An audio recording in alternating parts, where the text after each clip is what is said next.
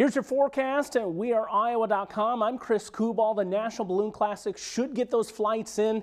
Couldn't do it earlier in the morning. This evening looking a bit better. Very low end with the rain chances. I believe they'll stay south into Missouri. Wind on the light side. Balloons should lift off. It's a great time down in Indianola. Stationary boundary to our south and west, and we're seeing waves of energy ride down that one this morning. Now centered into eastern Missouri with that rain.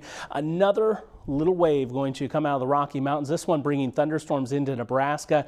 And just like this morning's activity, going to try to curl down to the south and east with time. We're going to continue with some 30% chances for rain into Tuesday. I think probably our best opportunity will be Tuesday night into Wednesday, especially into the southern half of the state. And we need it in a big way. We're running deficits in the rainfall department. In fact, on the monthly level, we stretch that deficit back all the way to March. So it has been some time.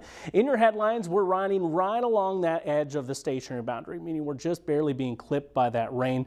Some of those best rain chances will be in southern and western Iowa. And for now, the temperature is going to be held within a reasonable check at this point. Here's Futurecast ahead. A couple of spots where we run into a raindrop here or there. I think mainly western Iowa and southern Iowa. Getting into Tuesday, this will be more so in late afternoon into evening feature. Nothing overpowering here, but overnight we'll see some of those overnight processes kick in and try to instill a little more vigor in those thunderstorms. I think southern half of the state has the best chance, and even better if you're closer to the Missouri border here. I don't think anything gets too out of control, but there will be some welcome downpours in there, and perhaps maybe a bit too much, as this looks kind of like a scenario we'll see multiple thunderstorms try to move over the same territory. Now, where exactly that territory is going to be, it's still in limbo a bit, but again, south and west is where we're watching for that excessive rainfall threat.